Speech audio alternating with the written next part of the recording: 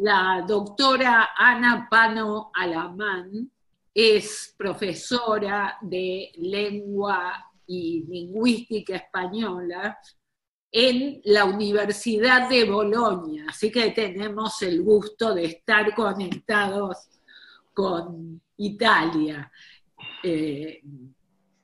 Ana, además de ser profesora asociada en Bolonia, ha dictado cursos en distintas universidades de Europa y de Medio Oriente. Y tiene numerosos artículos publicados, además de varios libros, el último de los cuales nos está presentando a nosotros casi como una primicia, si no me equivoco. Nosotros leímos el primer capítulo de su nuevo libro con Ana Mancera, que es La opinión pública en la red. Es un placer, Ana, tenerte con nosotros, para mí una verdadera alegría, así que cuando quieras, el espacio es tuyo. Me vais a perdonar, tengo que ir a buscar, que me he olvidado, para beber. Decía, un segundito y vengo enseguida. No quería. La tentamos. Sí. No, es que ahora, al estar solos o solas en casa, no le podés decir a nadie, vení, traeme. No. Esta es la situación. Eso, y también que cuando vos vas a dar un seminario presencial, decís, bueno, llego 5 minutos tarde, me voy a buscar un café, y ahora medio que sentís que a las 5 te tenés que conectar, a las 4 te tenés que conectar. Sí, es más, estábamos acá 4 menos 10. Claro. Claro. Bueno, pues voy a compartiros enseguida una presentación y como digo en clase, dadme una señal si se ve. Se ve. Sí, sí, se ve perfecto. Perfecto. Yo lo voy a poner en presentación porque así creo que es más grande para quien tiene también un... Perfecto. Bueno, vamos a poner esto por aquí. Bueno, ¿qué decir? Buenas tardes a todos o a todas y todos por estar aquí, bueno, por la estupenda acogida, muy informal y muy agradable en estas horas, así ya para mí la noche, para vosotros pues media tarde, ¿no? Ya más relajados, espero. Gracias a Silvia por la presentación y tan amable y por conocernos, porque ha sido un placer desde que nos conocimos en Estocolmo en un congreso hace un par de años, creo. Ha sido siempre un placer estar en contacto y sobre todo agradecerle la posibilidad de estar aquí con vosotros y vosotras en este seminario virtual. Y gracias también al profesor Roberto Bozas por haberme invitado para compartir con vosotros estas ideas. Bueno, para respetar un poco el tiempo del que hablaba Silvia, el tiempo asignado, voy a seguir una suerte de esquema basado en una serie de preguntas, más que nada preguntas, interrogantes que hace 1 año y medio, más o menos, nos llevaron a mí y, como decía Silvia, a la compañera de la Universidad de Sevilla, Ana Mancera Rueda, a investigar, bueno, pues las múltiples facetas que tiene la opinión pública en la red, entendida de manera muy amplia, luego veremos por qué, y en particular en las redes sociales, ¿no?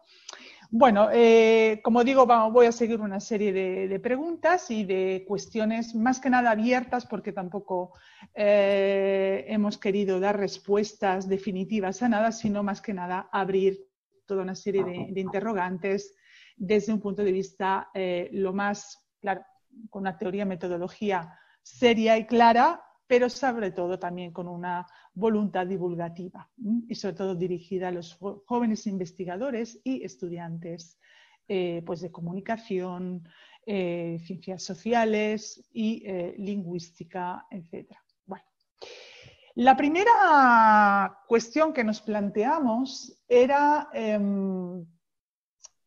¿qué se está investigando o qué se ha investigado? ¿Qué se ha investigado en relación con, como veis, los dos ejes, ejes que guían, ejes temáticos, si podemos llamarlos así, que guiarían esta investigación? En primer lugar, la de la comunicación digital.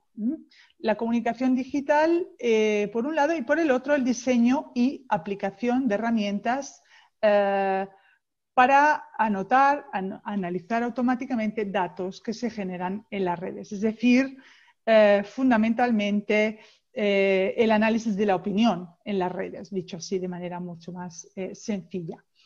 En relación con el primer aspecto, el primer eje temático, hay que decir que la investigación está muy desarrollada, y esto es muy positivo. Podemos citar numerosas monografías, artículos de colegas, como veis, entre otros, bueno, pues la profesora Ramírez Gelbes, pero también colegas pues, como Lucía Cantamuto, que creo que enseña en una universidad de Argentina, Gian Mateo, otros colegas españoles, Robles Ávila, Moreno Ortiz, y obviamente muchísimos artículos, entre otros los publicados por la revista Aposta y Análisis del Discurso Digital y otras muchas. Entonces es aquí imposible citarlos todos.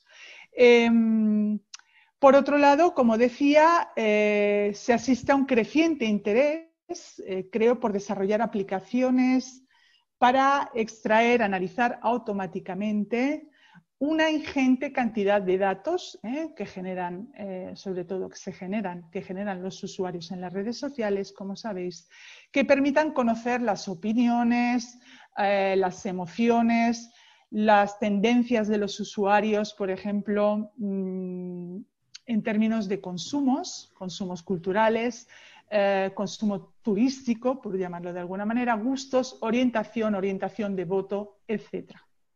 Y esto, en este caso, la investigación está muy desarrollada claramente en el ámbito del inglés, sobre todo estudios de procesamiento del lenguaje natural, con diseño de software, sobre todo, pues bueno, de análisis de sentimientos, como se llaman, ¿no? Como vemos, muy interesados en establecer modelos de predicción de opiniones y tendencias sobre cuestiones sociales y económicas, de consumo, político-electorales, etc. Yo aquí cito solo algunos estudios que son los que fundamentalmente hemos consultado para la parte de los estudios realizados sobre la lengua española. Evidentemente hay muchos más. Bien. En segundo lugar, segunda cuestión, ¿qué sabíamos o qué sabemos? ¿Qué sabemos en base a lo que hemos ido investigando juntas con Ana Mancera o por separado en estos años? ¿Qué sabemos de la lengua en la red o del discurso en contextos digitales? Bueno, en principio sabemos y asumimos en esta investigación que en la red dialogamos constantemente, es decir, lo llama Herring, vivimos una suerte de interaction age, ¿no? Más que una information age. Esto lo decía en el 96, en un artículo que os puedo dejar si os interesa.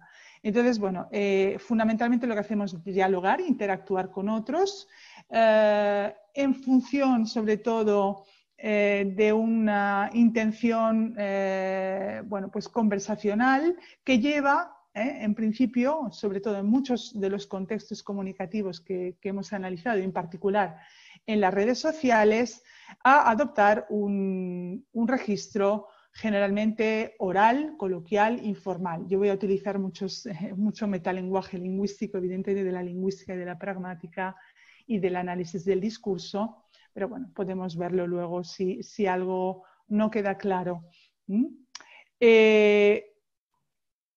Hemos adoptado para este tipo de análisis una metodología, la que propone Herring en 2007, que considera los parámetros tecnológicos y sociosituacionales de toda situación comunicativa.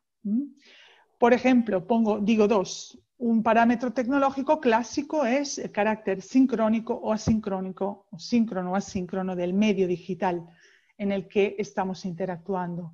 Un parámetro sociosituacional en este caso sería, por ejemplo, la relación de poder entre interlocutores, los ejes de jerarquía o la direccionalidad, por ejemplo, de la comunicación. Entonces, bueno, adoptando esta metodología, hemos llevado a cabo estudios sobre, por ejemplo, la atenuación lingüística, la intensificación, la atenuación lingüística, por ejemplo, en reseñas, en comentarios en la prensa digital, la intensificación en blogs de autor, marcadores discursivos, siempre en comentarios. Este es un estudio que he llevado yo en los marcadores en la prensa digital argentina y española, comparándolas. Hemos abordado la parodia, ya aquí desde otro tipo de metodologías. Se amplían claramente las metodologías relativas, por ejemplo, a la dramaturgia de Goffman,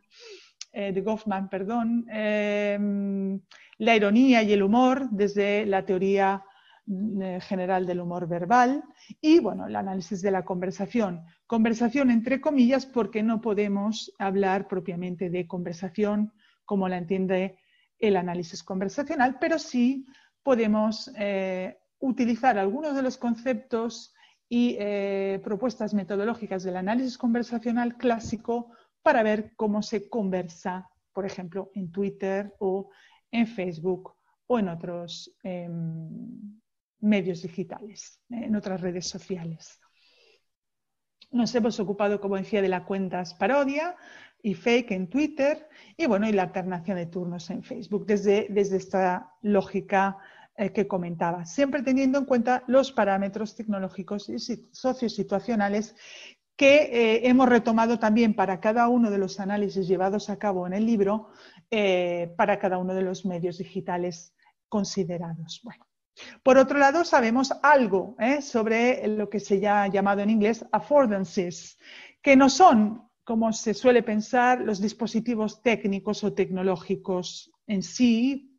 Pongamos, por ejemplo, el enlace, el hashtag, el click, ¿no? el like. Estoy hablando de, como sabemos, dispositivos técnicos que aparecen en estos medios digitales de tal manera que nos permiten hacer cosas, ¿no? Son un poco como los actos de habla. Son dispositivos técnicos que hacen cosas, que permiten hacer cosas. En este sentido son affordances. Nos permiten, por ejemplo, apropiarnos para enviar una respuesta, apoyar un mensaje, ¿no? Cuando damos retweet, por ejemplo, en Twitter, comunicar una emoción a través, por ejemplo, de emoticon o de emojis, conversar con otros sobre un tema, por ejemplo, el que puede vehicular una etiqueta o hashtag. Entonces, bueno, como vemos, las affordances tienen que ver sobre todo con los aspectos técnicos de un medio digital y los aspectos funcionales de esos dispositivos técnicos en términos, bueno, hipertextuales y multimodales, sobre todo. Otra cosa que sabemos y que asumimos en este estudio, a la hora de abordar los textos, las opiniones, es que la interacción o el diálogo en estos contextos es permanente y puede producirse incluso de forma simultánea y en distintas plataformas, es decir, en multiplataformas. Sobre esto han publicado muchísimo autores como Scolari, que habla de interfaces, seguramente conoceréis. Alcántara Pla en Madrid ha publicado varios artículos sobre la idea de la comunicación simultánea y multiplataforma, que evidentemente exige por parte de los hablantes y de los usuarios de las redes toda una serie de estrategias. ¿Por qué es posible todo esto? Bueno, pues gracias a la posibilidad de crear, evidentemente, copiar, redistribuir contenidos en poquísimos segundos. Y insisto muchas veces sobre la cuestión del tiempo, de la temporalidad, sobre la que no se ha hablado bastante. porque, como se ha dicho en algunos estudios, vivimos en un mundo de aceleración, ¿no? En el que se imponen la acción, la reacción inmediatas a la comunicación que llega, ¿no? En general, las redes urgen a relatar lo que acontece generalmente en un aquí y en una ahora, o a reaccionar sin dilación mediante un like o un emoji. Una anécdota: estaba yo cenando el otro día en una pizzería y tenía una pareja al lado, los dos tenían su móvil en la mesa y ella recibe un mensaje, lo mira, estaban hablando, interrumpe, lo mira, le muestra el mensaje, cambiamos conversación y le dice al chico con el que estaba: no puedo no responder o no puedo no comentarlo. Entonces esta es la idea. Lo vi el otro día y dije, perfecto, porque es el ejemplo. No puedo no comentarlo. Por tanto, lo que sucede muchas veces es que este tipo de canales urgen a la interacción constante, ¿no? A través simplemente de un simple comentario, un simple emoticon, un simple like, por ejemplo. Al mismo tiempo, el tiempo de la escritura y de la lectura de estos mensajes se concentra generalmente en pocos minutos o segundos en que nos conectamos, a veces en el metro, en la espera en el médico. Es decir, son momentos, son pausas, ¿no?, entre lo que hacemos. De modo, dicen algunos estudiosos, Lugui, Slimovich, no sé cómo se pronuncia, hablan de formas condensadas que adopta el discurso digital, ¿no? Formas condensadas en la que, por ejemplo, es frecuente la elipsis. E incluso, como dice Slimovich, son formas o discursos pildorizados. Ella habla de televisión mezclada con redes, pero vamos, el concepto se aplica bien a la idea de texto en estos contextos. Son textos breves, por tanto, que presentan además múltiples planos de coherencia, múltiples planos de coherencia discursiva.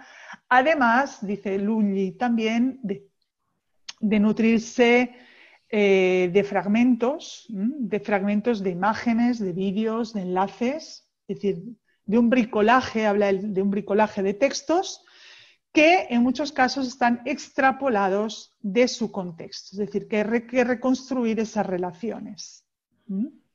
Todo esto tiene que ver, evidentemente, con características propias y muy analizadas del discurso digital, que son la hipertextualidad, la multimedialidad, que seguramente conocéis.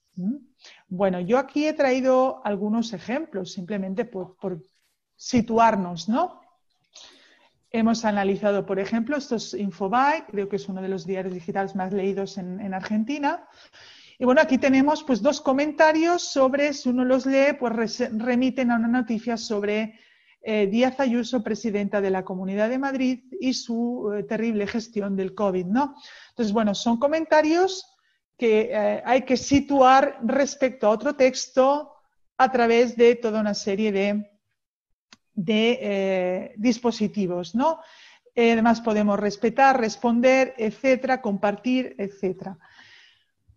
Otro ejemplo completamente distinto es el que os traigo aquí, que es de Booking sobre Bolonia. No quiero darle hambre a nadie, pero sí invitaros a venir a Bolonia, donde Descansa y Come se reducen a una especie de píldoras, ¿no?, de fragmentos con fotografías, con posibilidad de ver más, etcétera, de seleccionar, de viajar, navegar, esto ya lo sabíamos, pero sobre todo, y esto es lo que aquí nos interesa, opinar a través de dos posibilidades, que son los puntos que se ven en verde, o estrellas en algunos casos, y las opiniones. Por ejemplo, el Grand Hotel Majestic, no sé si se ve, en el centro de Bolonia, lleva 1568 opiniones.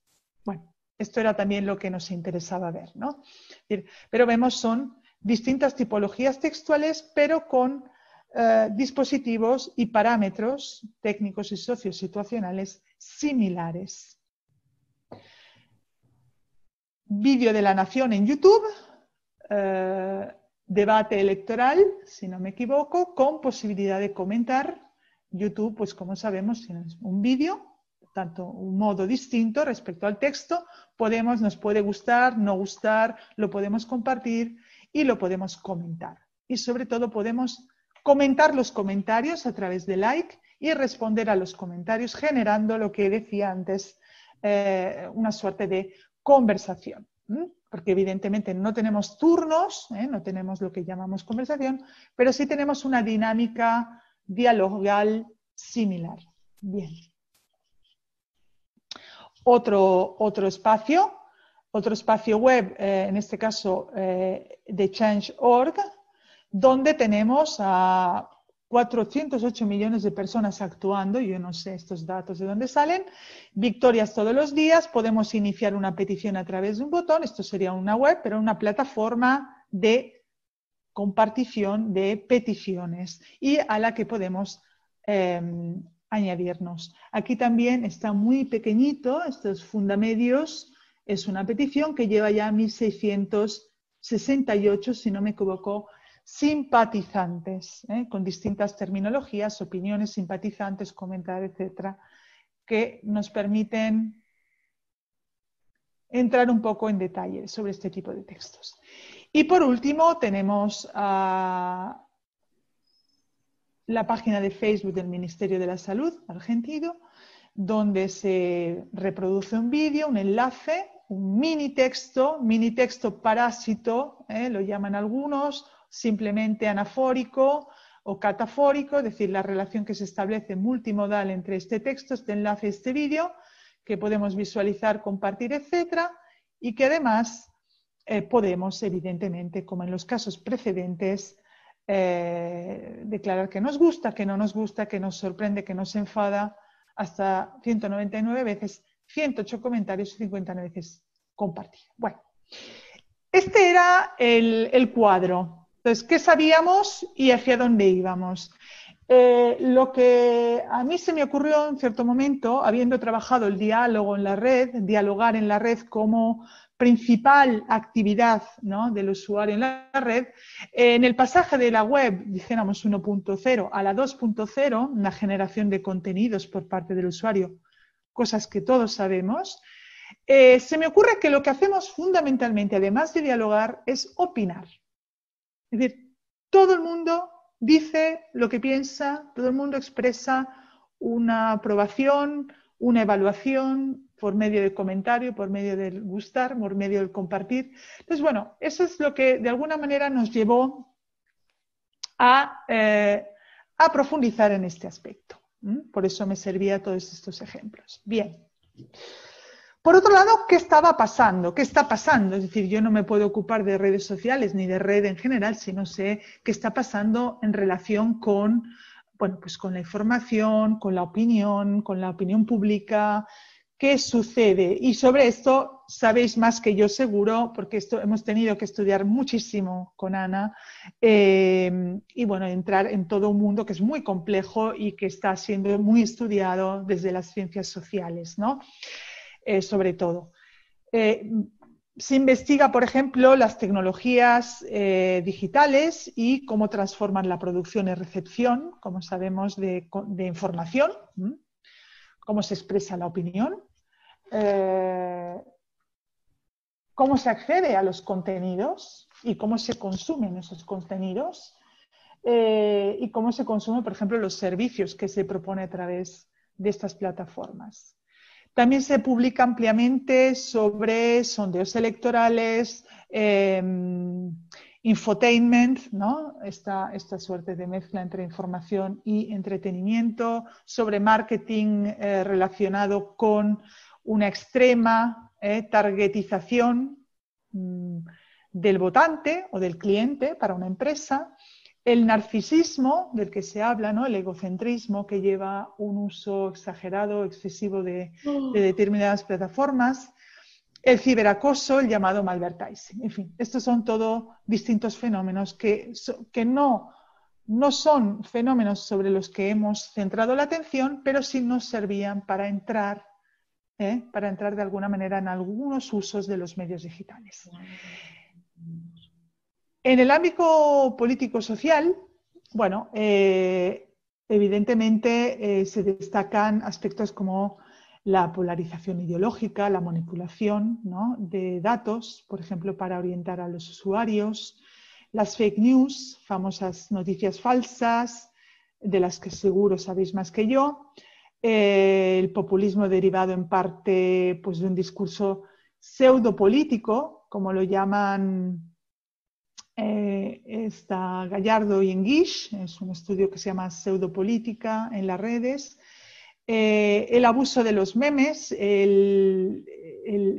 esos efectos, por ejemplo, sobre su supuesta banalización del debate político, el odio y la discriminación, la pérdida de democracia, etc. Sobre los memes, por ejemplo, recuerdo ahora mismo siempre una noticia fresca, ¿no? ¿Qué recordamos del debate, del último debate entre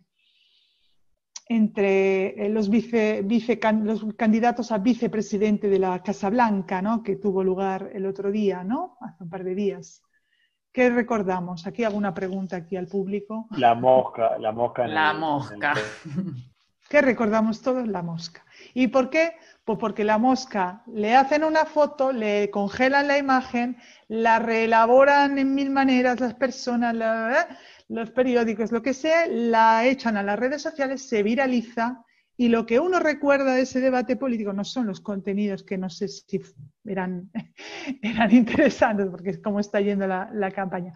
Lo que se recuerda es el chiste o el momento cómico, ¿no?, el momento humorístico, por así decir. Entonces, bueno, esto se ha dicho que tiene una influencia en una banalización del debate político. Y estas son cuestiones que se están estudiando.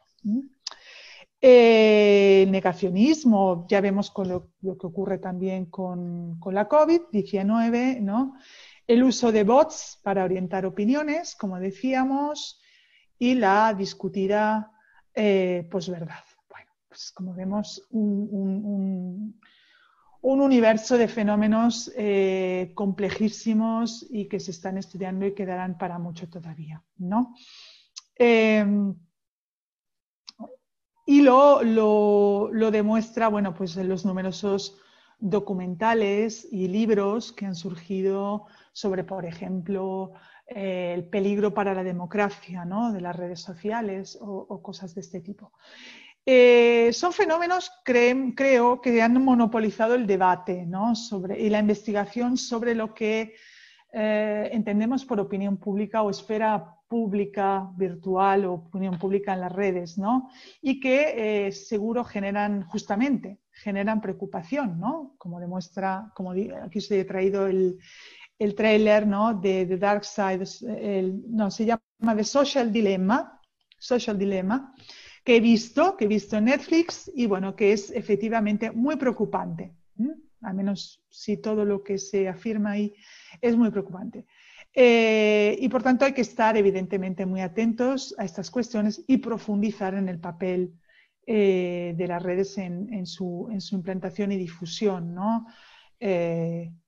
Otra noticia de hace poco que leía es que Facebook, por ejemplo, Facebook va a limitar o incluso a negar la publicación de contenidos provenientes de QAnon. No sé si conocéis, ¿no?, este movimiento, esta especie de movimiento ideológico de extrema derecha. Bueno, pues esto lo decía Facebook, ¿no? Por tanto, ya se están estudiando, se están incluso tomando algunas iniciativas más o menos reguladas para evitar este tipo de cosas. Bien. Estas son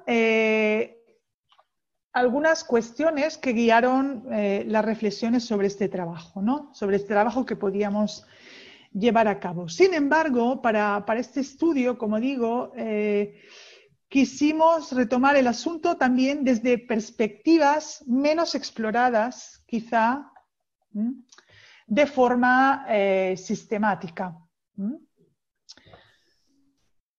La primera,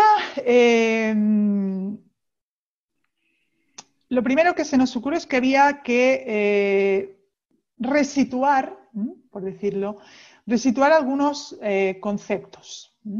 De entrada, teniendo en cuenta, por ejemplo, la historia, una perspectiva histórica que muchas veces no se tiene en cuenta cuando se aborda el discurso digital o la comunicación en estos contextos. Aquí os he traído dos libros que me parecen interesantes. El primero es de Standage, Tom, del 2013, creo que lo cito en el capítulo. No, lo cito en el capítulo, no creo. En el que recuerda Standage que en realidad el ser humano siempre ha expresado sus opiniones, ¿no? Y emociones públicamente. A través, por ejemplo, él da toda una serie de ejemplos que son, por ejemplo, los grafitis en la Edad Romana. Yo no sé quién recuerda la vida de Brian. Hacia una perspectiva histórica crítica. No sé quién. Aquí hago una pregunta siempre al público. Sí, Asistente. cuando está escribiendo el palestino, viene un soldado romano a retarlo y lo manda a escribir Exacto. 25 veces la declinación Exacto. correcta. Sí, sí. No le interesa la crítica por el contenido, ¿no? Prácticamente está diciendo que se vayan a su casa, ¿no? Pero ha cometido un error ortográfico, entonces lo tiene que corregir, ¿no? Bueno, esto es el ejemplo tonto, si queréis, pero es verdad que desde la época romana al menos existe la posibilidad, en los grafitis se han estudiado, por ejemplo, en Pompeya, donde la gente pues escribía un poco muerte a este o viva el otro, ¿no? Cosas de este tipo. O él habla también, por ejemplo, de los panfletos en la Edad Moderna, que escribían, por ejemplo, quienes estaban encerrados en la Torre de Londres y escribían poesías encriptadas, ¿no? Para criticar al poder o criticar al que tenía el poder en ese momento, ¿no? O al rey incluso. Dice que también desde siempre, o al menos desde que existen medios de comunicación de masas, ha existido censura, propaganda, noticias falsas. Una noticia falsa clásica que creyeron todos, bueno, era más que nada una ficción, era, bueno, la guerra de los mundos, ¿no? No era verdadero, pero era tan similar, ¿no? Que en la radio que todos creyeron que era una real invasión, ¿no? de marcianos. Standage señala también que asistimos a una conversación pública de masas, ¿no? Que puede presentar aspectos positivos. Por ejemplo, habla de la repolitización. Esto lo han dicho también otros autores, ¿no? La repolitización, la extensión de la política o del debate político a distintas esferas sociales, para las cuales el control mediático, el Estado no permitía, el control del debate por parte del Estado de los medios de comunicación de masas no permitía acceder, ¿no? Se multiplican las interacciones, las conversaciones. Él habla de conversación como base para la creación libre, ¿no? de ideas y de expresión de opiniones, en las que puede participar cualquiera y, por ejemplo, poner en jaque al poder a través, como decíamos, de la ironía, ¿no? Del poder corrosivo de la ironía, ¿no? Y bueno, por último, como propone Charodot, que seguramente conocerán los colegas lingüistas, evidentemente cualquier análisis de la opinión requiere una atención particular al discurso. Aquí se reivindica la importancia de las palabras. Entonces, esta era un poco la perspectiva que queríamos añadir a las que ya estábamos viendo, ¿no? Bien. Bueno, a partir de todas estas ideas y lecturas y reflexiones, bueno, pensamos ¿qué se puede aportar? Bueno, en primer lugar, profundizar un poco en conceptos como opinión pública, es decir, en perspectiva, como decíamos, histórica, ¿no? Bueno, pues yendo a Habermas, Prince, Lippmann, qué se dice de las masas, por qué las masas no pueden opinar, ¿Qué es la opinión pública? Es pública porque es pública y no es opinión solo. Es pública porque se publica a un cierto punto en los medios o porque era pública pues, en los cafés, ¿no? En el siglo XVIII, por ejemplo. Profundizamos en estos conceptos, atendíamos a la evolución del concepto, claramente focalizándonos en este caso sobre Internet y sobre redes y redes sociales, ¿no? Entonces hemos visto que la esfera pública de debate va hacia una esfera pública virtual de debate y aquí se crea una serie de tensiones, de relaciones y de tensiones entre ¿quién controla esa opinión? Bueno, es el Estado, ¿quién la controla? ¿Quién la dirige o quién la guía? Es el Estado, son los medios tradicionales, entiendo, medios de comunicación de masas, son las redes, son los ciudadanos. Bueno, pues entran en juego, evidentemente, todos estos actores en esta evolución, lo cual hace que estudiar la opinión pública hoy sea mucho más complejo. También nos parecía interesante, como siempre, tentar una mediación, siempre la perspectiva que he dicho antes, es decir, ni apocalípticos, como diría Eco, ni integrados. Es decir, ni todo es tan dramático, ni todo es maravilloso, sino que hay que tener ahí un ajo atento a ambas cosas. Y bueno, por último, la contribución propiamente dicha era el análisis. Aquí lo he puesto a contracorriente. ¿Por qué? Bueno, pues por 4 motivos. Porque en principio, en primer lugar, porque ampliábamos el cuadro sobre los medios digitales. En general, los análisis se han centrado exclusivamente en redes sociales, exclusivamente en Facebook y Twitter, exclusivamente todavía más en Twitter. ¿Por qué? Porque Twitter, como han dicho muchos colegas por ahí, Twitter hace que la extracción de datos de corpus sea mucho más sencilla a través de su API. Es mucho más difícil recoger datos digitales de Facebook, que no te deja o te tiene que dar permiso, de YouTube, y ya no te digo de los comentarios en la prensa digital, etc. Entonces aquí ampliábamos este cuadro, por eso he dicho la red y las redes, ¿no? Porque nos hemos ocupado de change.org, de reseñas en TripAdvisor, de memes que se publican un poco por todos lados, de comentarios en la prensa digital, etc. El segundo era aplicar metodologías de análisis del discurso, por un lado, lingüística pragmática, por otro, y pragmática sociocultural. Es decir, cuestiones, por ejemplo, de cortesía y descortesía, para analizar, por ejemplo, los insultos. El tercer aspecto era la adopción de un método prevalentemente cualitativo. Esta es otra cuestión. Muchas veces los análisis sobre opinión pública, como he dicho, bueno, pues se centran sobre todo en una extracción de millones de datos y de análisis generalmente cuantitativos, los que interesan, bueno, pues porcentajes de retweet, sobre todo los estudios de discurso político. Imagino que me seguís, conoceréis. Entonces, bueno, aquí reivindicábamos también un método cualitativo lento, entre comillas, porque no renuncia, evidentemente no renuncia al corpus, pero es un corpus representativo de lo que estudiamos, pero no es un corpus enorme que solo podemos analizar desde un punto de vista cuantitativo a través de estudios numéricos. Es un estudio además multimodal. Entonces, estudio basado en corpus cualitativo y multimodal.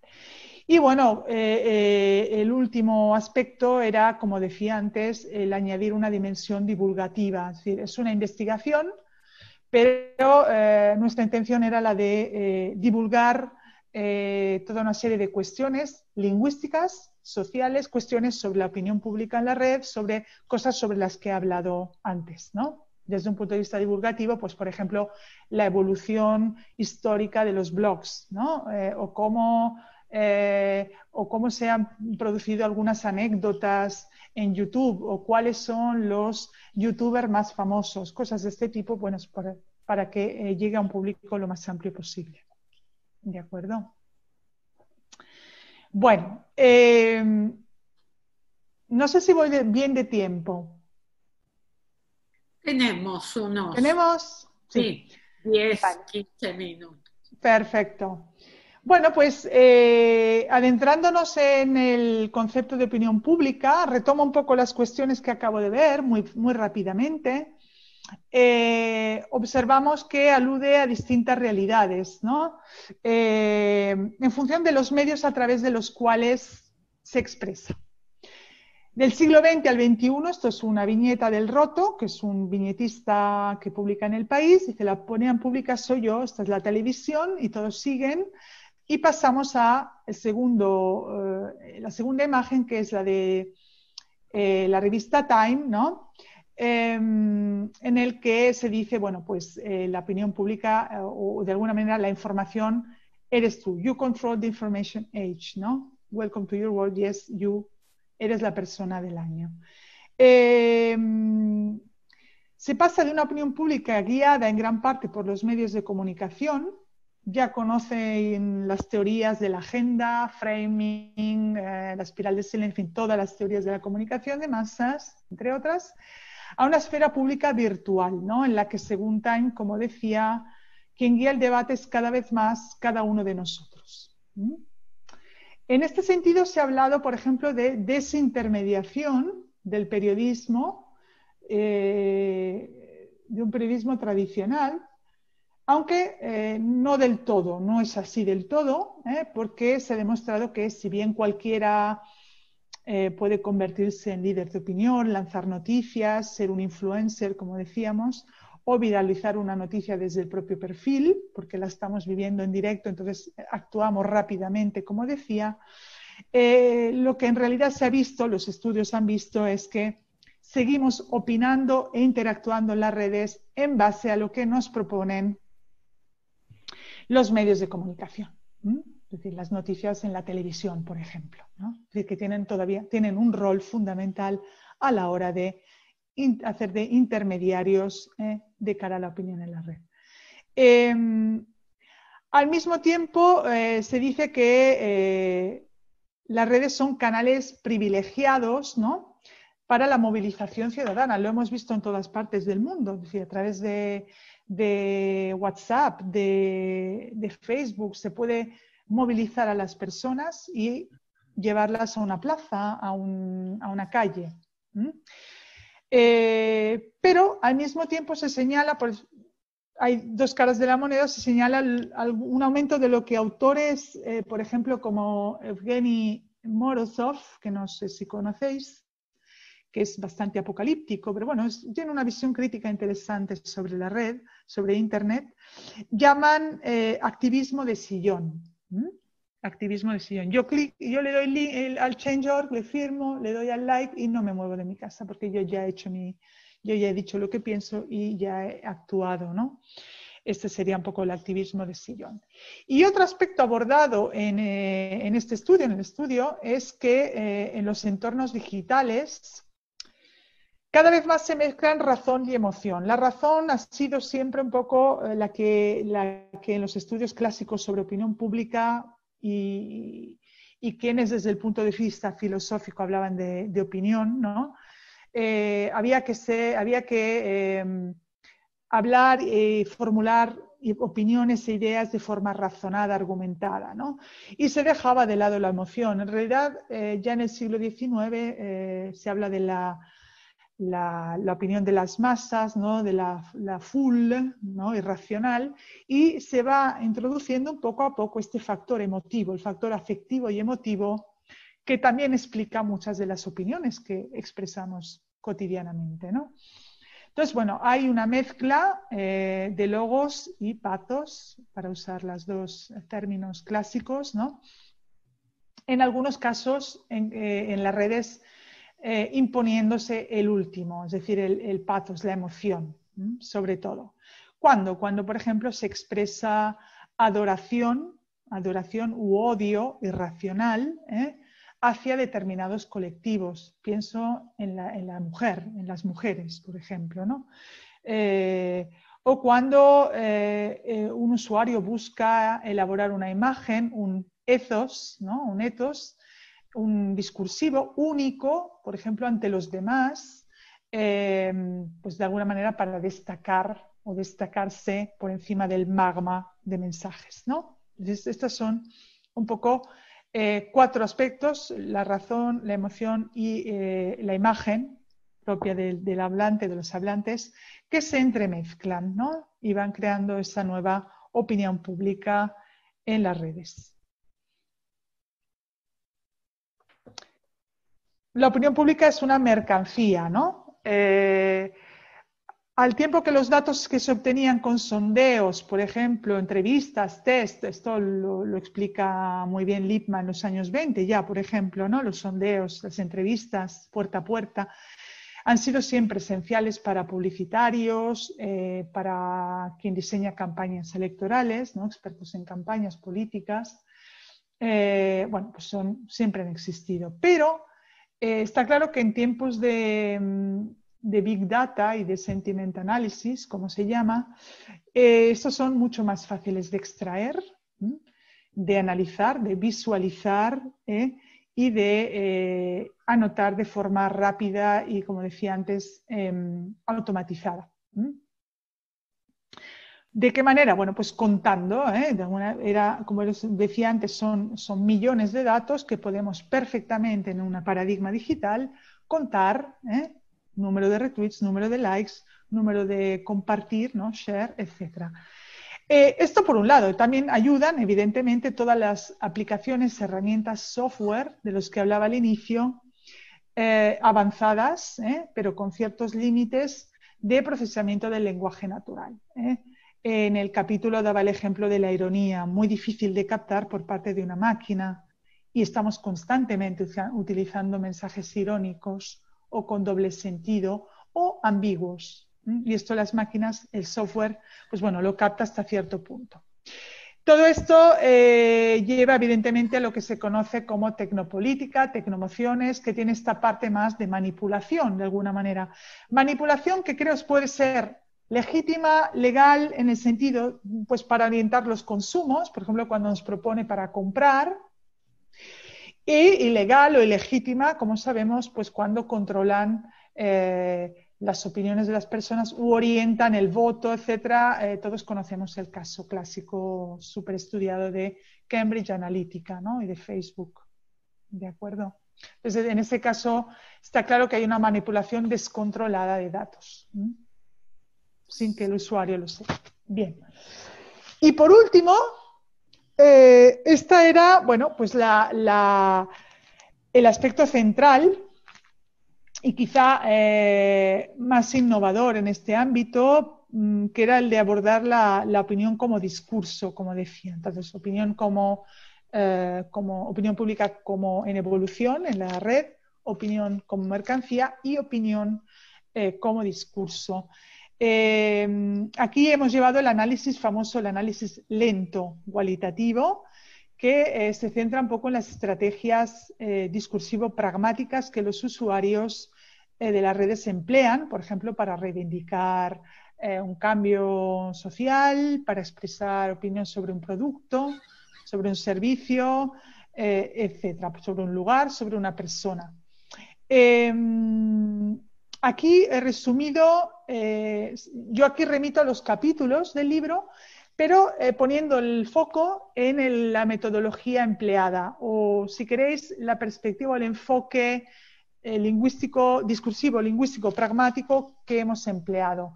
Por daros algún ejemplo, pero bueno, si acaso luego, si hay preguntas, puedo entrar en detalle, era para no tediaros, para no aburrir demasiado sobre cuestiones teóricas. Pues bueno, una gramática textual clásica basada en propuestas, por ejemplo, de Cosseriu, de Beaugrand de Dressler, recursos argumentativos, pues claro, está Ducrot, Anscombre y propuestas más recientes, siempre también, bueno, Perelman, Ulbrecht y Peca. La polifonía, heteroglosía, yo aquí me he basado, este es un capítulo que he redactado yo, sobre las propuestas de las teorías de la enunciación, Ducrot, con el estudio maravilloso de Negroni y de Tordesillas.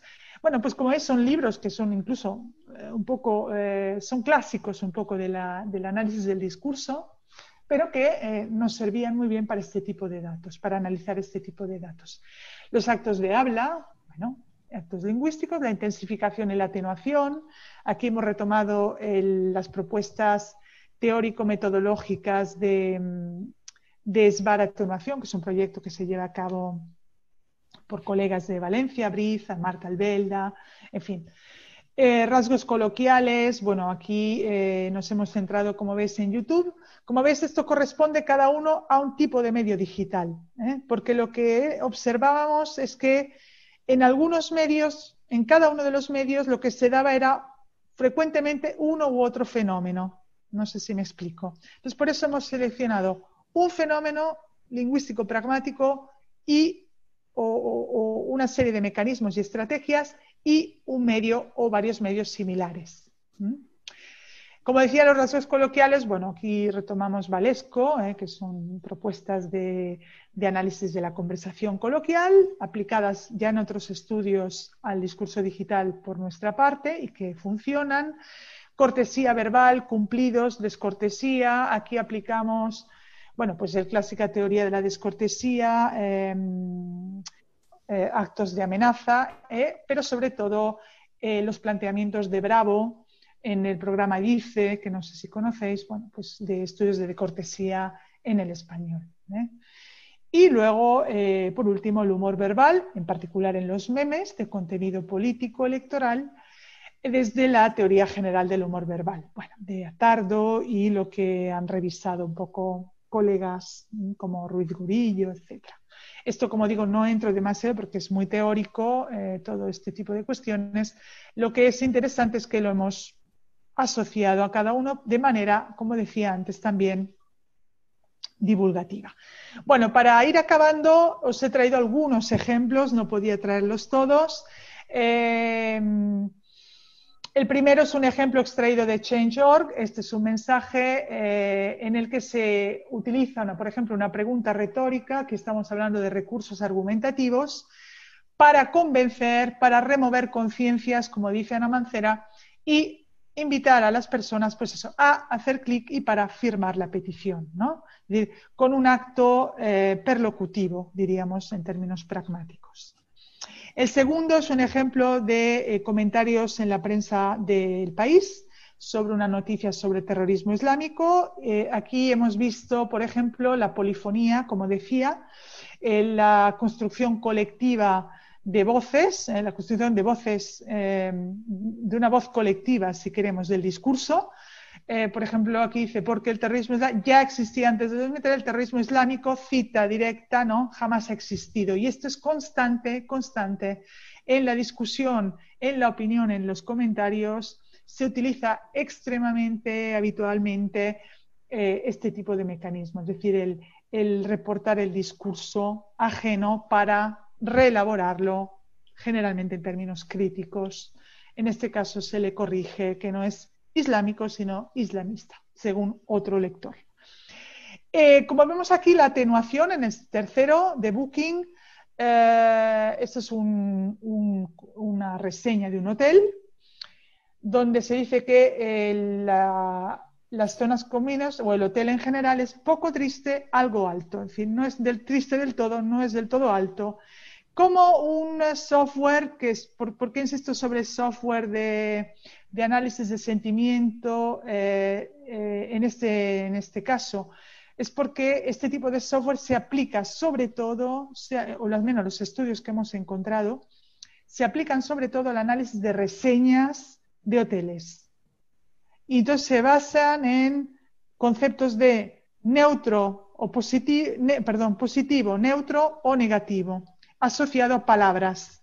Ahora yo digo poco, pero no me dice nada. Triste me dice negativo, pero si yo digo poco triste, evidentemente atenúo, mitigo el que sea triste. Entonces este tipo de mecanismos que todos usamos a la hora de hablar y a la hora de comentar y de opinar y de decir cómo nos parece un hotel o un restaurante, es difícil de captar por parte de los programas, todavía. Pero bueno, ahí están. Aquí en 4 tenemos un ejemplo de registro coloquial total en YouTube, al Rubius. El Rubius es el youtuber más famoso en España y parte del mundo entero, porque aquí se les saluda desde Argentina, creo en pensar, en el que le pongan, lo he puesto yo, porque no está. El mensaje es 10 likes y Rubius es un cagón, jajaja, saludos. Como vemos, hay toda una imitación de un registro coloquial que hemos analizado en los planos léxico, gramatical, fónico, etc. Observando que en realidad está muy, muy, muy extendido este tipo de registro, sobre todo en los comentarios de YouTube, que son generalmente muy, muy informales y con una interacción muy de tú a tú, sobre todo en este caso del Rubius, en este espacio suyo, ¿no? Donde son sobre todo, imaginamos, gente joven o muy joven. El ponga lo pongo entre corchetes porque evidentemente no aparece. Esto incide en lo que decía antes, son textos muy breves y muy elípticos, ¿no? Y muy elípticos. Pablo Iglesias, político español de izquierda, bueno, que en el gobierno, Podemos, la gente votó con ilusión, esto se dice en Facebook, lo dice él, y un comentario le dice, me encanta cómo hablas, sin duda eres el más preparado. Increíble, pero cierto, algunos políticos, muchos políticos, todos, yo he hecho otro estudio sobre cumplidos en Twitter, suelen recibir bastantes cumplidos, compliment behavior, quindi todo lo que es lo haces muy bien, eres muy bueno, etcétera, etcétera. Entonces, bueno, esta era la parte de los cumplidos que hemos visto en el caso de políticos, de empresas, es decir, de perfiles de políticos, de perfiles de empresas y de perfiles de famosos, de celebridades. El 6 es un ejemplo de Twitter en el que se insulta, se la llama nazi, a Ana Rosa Quintana, que es una periodista española. Es una periodista que suele recibir insultos, pero que a su vez insulta. Entonces, bueno, ahí habría que ver un poco también cómo cada usuario, cómo los usuarios se manejan, evidentemente, cómo si uno atrae determinado tipo de comentarios negativos o bien es indiferente quién sea uno y cuando se desborda la conversación, ¿no? Se llega al insulto. Y por último tenéis un ejemplo de un meme con Homer Simpson que se ríe así todo forzado, imitando un poco a los políticos del Partido Popular que no han ganado, que han perdido bastante las elecciones, ¿no? Entonces, bueno, están ahí sonriendo porque hay que dar la cara y no es posible no sonreír, pero vamos, muy forzado. Bien. Para concluir, o en modo de conclusión, si queréis, de este panorama por fuerza un poco rápido, diría que los analistas del discurso y a los periodistas interesados en profundizar en el análisis, en el discurso digital, nos queda mucho por investigar en general, visto el panorama, ¿no? Por ejemplo, creo que serían necesarios estudios cuantitativos y cualitativos con métodos mixtos sobre, por ejemplo, el empleo de cada una de estas estrategias. Por ejemplo, para ver en detalle, y por eso he puesto aquí una lupa, cómo se utilizan en relación con fenómenos como los que hemos comentado, como los que he comentado, ¿no? La difusión de falsas noticias y opiniones no basadas en hechos, por ejemplo, sobre esto no sé si hay estudios o hay estrategias para ver cómo se elabora lingüísticamente y pragmáticamente la desinformación científica, por ejemplo, ¿no? La movilización política y social, la polarización del público, la descortesía o, como decía, los efectos a medio y largo plazo del humor o en el debate político, es decir, de los memes o del humor en general. La gradual sustitución, por ejemplo, del texto, como vemos, por elementos multimodales, ¿no? Like, retweet, me gusta, no me gusta, comparto, visualizo, etcétera, todo este tipo de affordances, decíamos, que lo que hacen, como comentaba, o como comentan algunos estudiosos, condensar y fragmentar el discurso, es decir, uno pierde el hilo, ¿no? Uno pierde el hilo. pierde el hilo y eventualmente la elaboración razonada de ideas. Y un aspecto que a mí me interesa particularmente, que son los mecanismos lingüísticos y discursivos en que se anida el odio y la discriminación, ¿no? Y me interesa, bueno, entenderlos, y sobre eso se está haciendo ya aquí en la Unión Europea se están publicando cosas.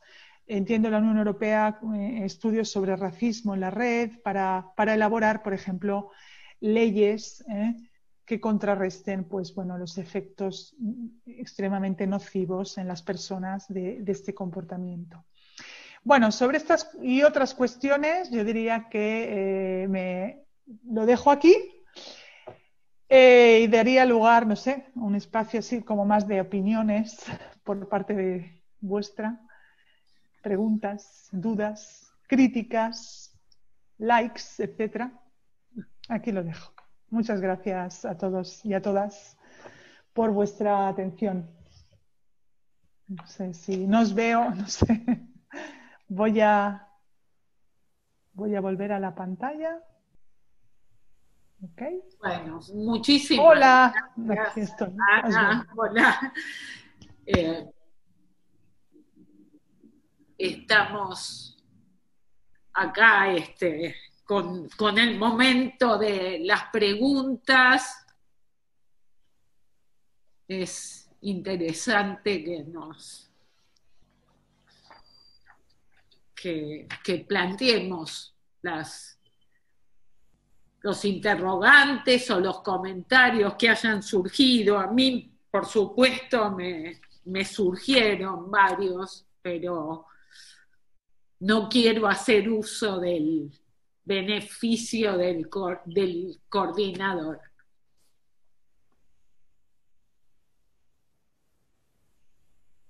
Eugenia tiene una pregunta. Y animo, sé que hay varios estudiantes acá de comunicación, así que los animo a preguntar a ellos también. Ana, me pareció súper interesante también el recorrido histórico y la perspectiva de mirar estos fenómenos cualitativamente, además de cuantitativamente, porque lo que se suele ver mucho son estudios, sobre todo en la academia, diríamos en inglés, pero eso un poco se contagia a la academia en otros idiomas, estudios cuantitativos que, bueno, casi siempre están basados en Twitter, porque como vos dijiste, es fácil de bajar la información de ahí, asumen que pasa lo mismo en otros ámbitos, que lo que pasa en Twitter, pasa en Facebook, pasa en Instagram, pasa en YouTube, sin que haya evidencia al respecto. Pero la pregunta que tengo, y que tiene que ver con lo que decías del recorrido histórico, es que si bien siempre existió interacción y la capacidad de dialogar y el ánimo de expresarse, bueno, como en Monty Python y como muchas otras ejemplos reales y no de ficciones, si no crees que la capacidad o la posibilidad o la affordance, para usar una palabra que usaste vos, de hacerlo casi constantemente nos estamos combinados a dar nuestra opinión. Comprás algo en, no sé, en Amazon o en Mercado Libre y enseguida te dicen, contanos qué te pareció el producto. No sé, es un tubo de pelota de tenis, no me parece nada, cumple su función. Sí. Si eso no cambia en algo, en un fenómeno que ya existe hace mucho, como si la multiplicación de espacios no puede llegar a generar un cambio no solo en cantidad de opiniones expresadas, sino en cómo nos vemos nosotros y cómo nos ven los demás como sujetos que expresan sus opiniones y en la manera en que expresamos esas opiniones. Completamente de acuerdo, sí. Eso es lo que cambia. Lo que cambia es fundamentalmente lo digital. Es banal decirlo, pero es que hay que recordarlo. Estamos en un paradigma digital en el que la novedad es, para mí al menos, la reproducción, la creación, la redistribución de ingentes cantidades de datos en poquísimos segundos. Esa es la novedad. Eso los romanos no lo tenían, los panfletos en la Edad Moderna no era así. Uno se podía enterar, dos se podían enterar, podía tener un recorrido X, podía llegar hasta 3, ¿no? Pero no tenía la capacidad de alcanzar los millones de personas que alcanzan hoy y con los millones de datos que se generan cotidianamente. Y efectivamente esa es la gran diferencia. completamente. Y muy interesante lo que decías es, efectivamente, estos datos que al mismo tiempo, siendo digitales, que es posible copiar, almacenar por terceros y por cuartos y venderse, por ejemplo, con fines lucrativos o con otros fines, como decía, legítimos o menos legítimos, porque yo no veo malísimo tampoco que uno me sugiera, qué sé yo, ir a tal restaurante, ¿no? Pero no me parece bien que uno me sugiera votar a este o a otro, o esta sería un poco la cuestión. El hecho de que te sugieran constantemente una reacción es porque saben, evidentemente, en base a los datos que tienen sobre tus comportamientos en las redes, o a través de GPS, incluso cuando nos movemos, es increíble, ¿no? El GPS cuando te sale, ¿no? Has pasado por tal museo, has pasado por tal restaurante. Entonces tú dices, uy, tengo el móvil enchufado, el GPS, saben dónde estoy, ¿no? Entonces, esta es la gran diferencia, el hecho que usamos datos, millones de datos que se comparten, que se almacenan, que se pueden reutilizar, redistribuir con fines lucrativos, con fines legítimos o ilegítimos en función de quién tiene esos datos. Y este es el gran problema, quién tiene esos datos. Porque esos datos no son míos, no son... y este es el problema que se pone al investigador de este tipo de cosas también. Yo cuando analizaba en los primeros tiempos los comentarios en la prensa digital, digo, pues estos datos los puedo utilizar, los puedo publicar. No son míos, no son son de la persona que ha comentado, pero no son de la persona porque esa persona le ha dado OK al país a prisa y le ha dado sus datos, ¿no? Y eso lo hacemos pues cuando abrimos la cuenta de Google, cuando abrimos la cuenta de Facebook, lo sabemos todos, ¿no? Cuando damos esa OK, te doy mis datos a pacto que. Entonces a uno no lo piensa, dice, voy, venga. Y luego, ¿para qué se utilizan? ¿No? Como se ha visto con Cambridge Analytica, que se han vendido para fines no del todo correctos, ¿no? Sobre todo. Entonces, bueno, esa es la diferencia. El hecho que el paradigma digital para mí cambia fundamentalmente en el hecho de que todo es mucho más rápido y mucho más. O sea, sintetizándolo y, sobre todo, manipulable. Es decir, si yo puedo copiar, como uno copia un vídeo, yo puedo reproducirlo, yo puedo hacerle la foto a la mosca y luego hacerle un chiste. Esto es lo que cambia. Y mucho más rápido. Y entonces es mucho más preocupante, seguramente, evidentemente, respecto a... Aunque claro, cuando había panfletos, pues quien censuraba tenía su preocupación ahí también de parar la cosa, imagino, ¿no? Pero sí, no sé. Pedro. Hola, ¿cómo estás? Tengo una pregunta más de metodología por ahí, que es cómo, no entendí muy bien, como que entendí que vieron ustedes esta cosa de diferentes estrategias en diferentes medios, ¿no? En diferentes partes de los medios. Mi pregunta es cómo llegaron a eso en el sentido de que tenían todo un corpus y que lo fueron ubicando, o que fueron pensando ya lo que querían encontrar y lo encontraron porque ya tenían una idea de cómo funcionaba todo. No, bueno, el truco es que ya habíamos analizado mucho estas cosas. El truco es que habíamos ya visto determinadas estrategias en determinados medios. Entonces, se construyeron corpus ad hoc. Se ha focalizado la atención sobre un determinado tipo de estrategias, más que nada como marco del fenómeno. Pero, por ejemplo, si el primer capítulo, el capítulo sobre gramática textual y recursos argumentativos, en realidad son corpus que dan juego y vemos tanto gramática textual en el uno como en el otro. Es decir, tenemos grandes corpus y lo que hemos hecho es, vamos a ver este aspecto en este tipo de medio, este aspecto en este otro, a ver qué sale, qué tipo de estrategias son. Con el marco teórico metodológico clásico, pues por ejemplo, de la descortesía verbal, ¿no? Con actos de amenaza. Entonces vamos a observar lingüísticamente cómo se elaboran esos actos de amenaza. Pues nazi, ¿no? Pero eso aparece también en Facebook, claro está.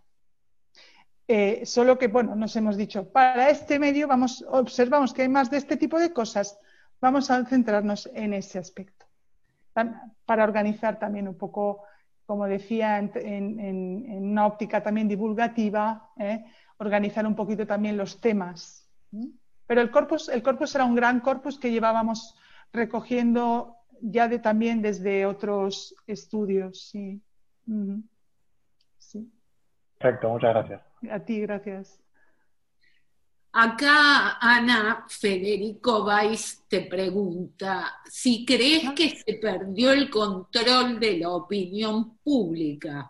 Solo se controla en países autoritarios limitando expresión y censurando. Y en los democráticos, ¿podrá haber orden y ética en el discurso mismo?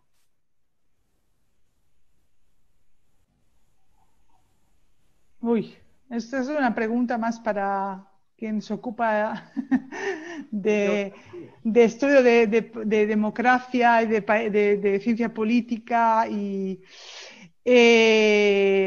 yo no sé, perdona, he perdido un momentito.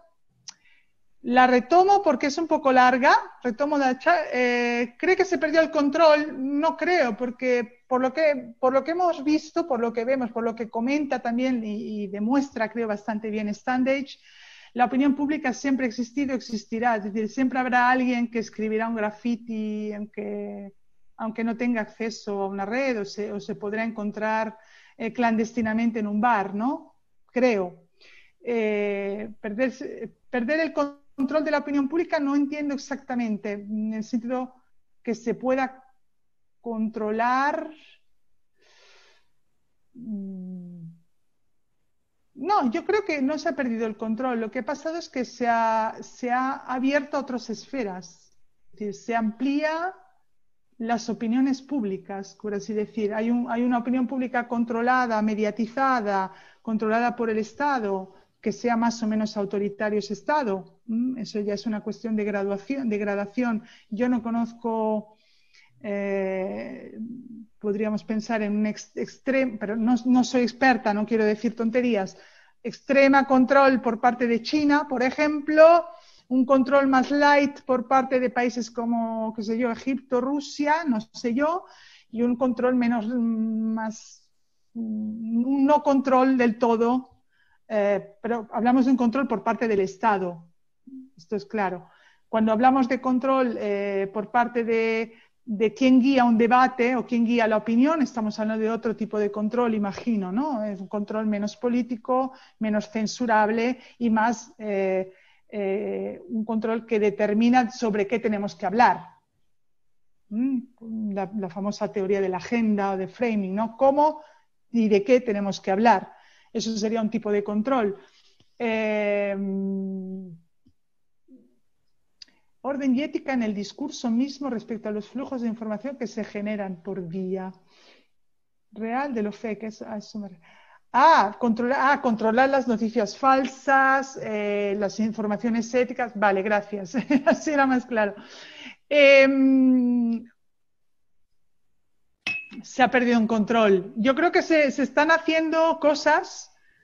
Creo que se están haciendo cosas para contrarrestar las noticias falsas.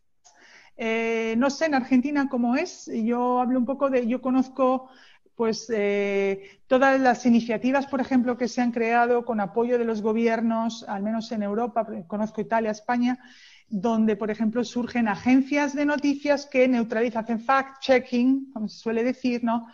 Y controlan, entre comillas, o retoman, ¿no? Redan veracidad a la noticia, ¿no?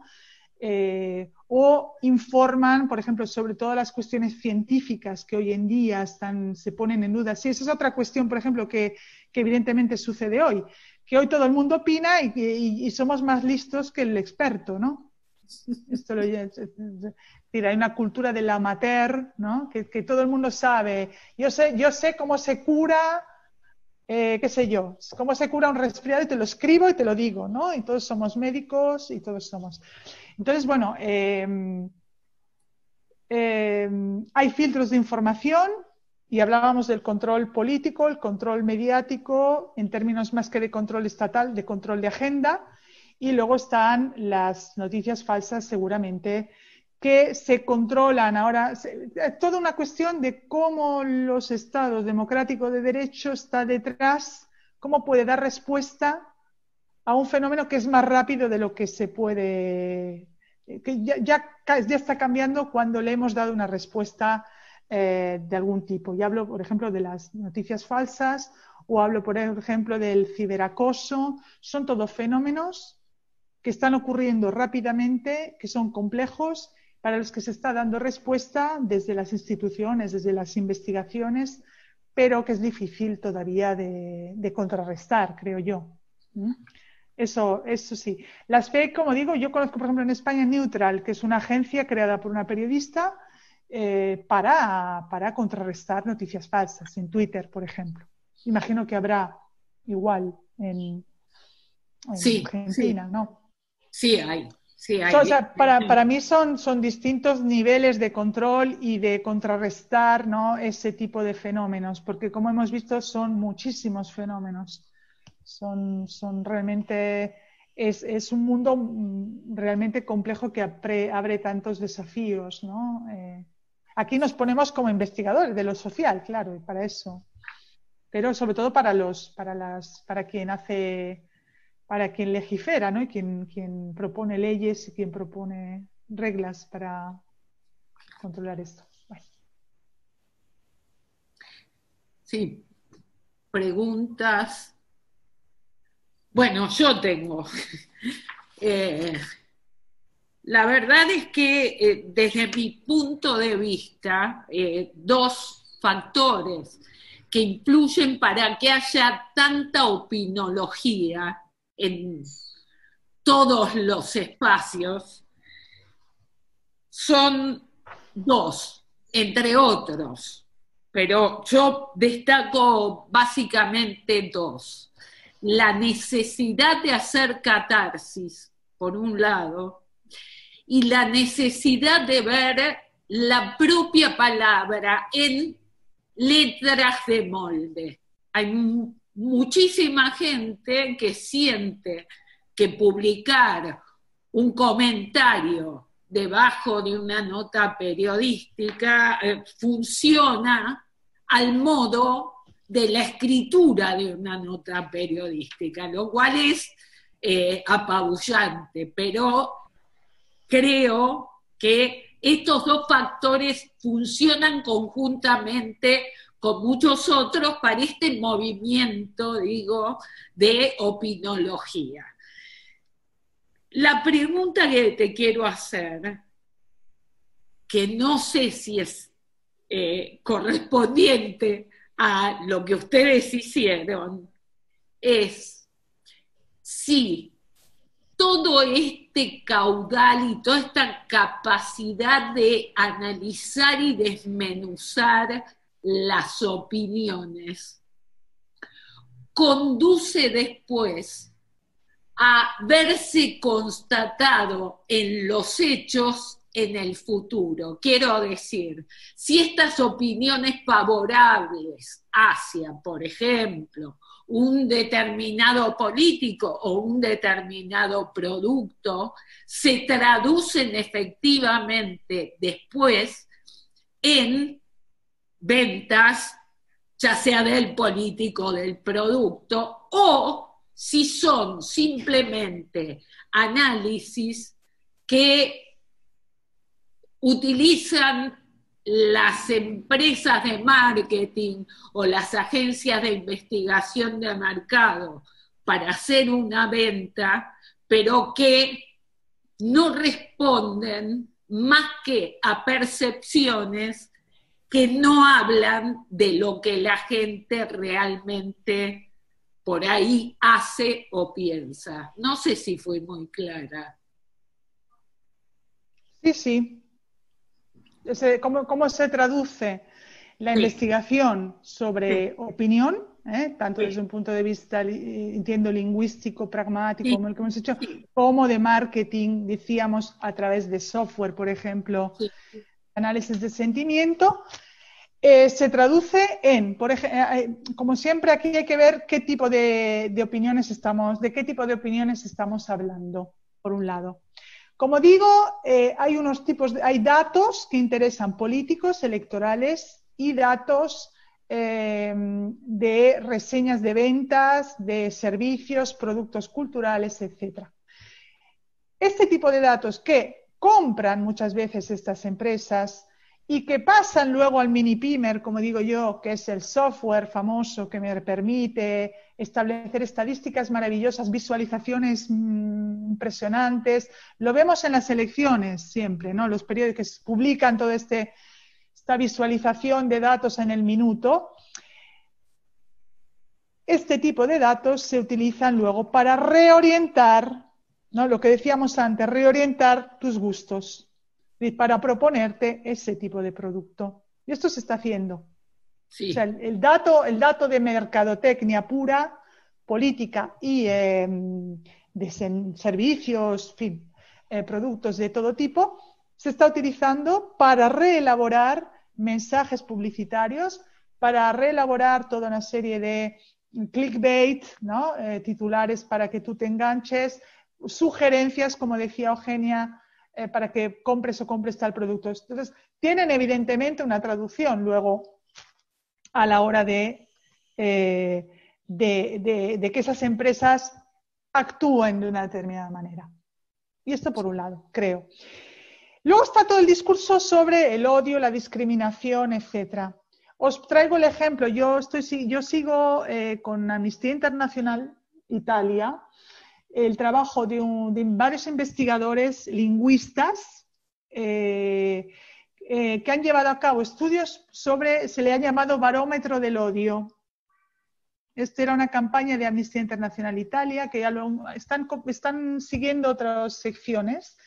Y este barómetro del odio era el identificar por parte de los activistas de Amnistía durante las elecciones generales en Italia en 2013, luego las varias elecciones que han tenido lugar, por tanto discurso político fundamentalmente, pero también mediático, se identificaba las palabras que podían ser un insulto leve, había una categorización de tipología de insulto, ¿vale? Entonces se etiquetaba. Y esto daba una serie de datos, un barómetro del odio, es decir, quiénes y cuántos y cómo y cuándo políticos insultan a qué colectivos, inmigrantes, mujeres, rom, etcétera, una serie de categorías. Y bueno, y esto dio toda una serie de datos de investigación sobre todo cuantitativa porque es más sencillo de ver, etcétera. Pero también cualitativa, porque se veían las palabras, ¿no? que utilizaban. Bueno, pues esto ha dado a unas propuestas de informes por parte de lingüistas, de expertos, si queremos, en política antidiscriminatoria, derecho de la mujer, etcétera, en Italia.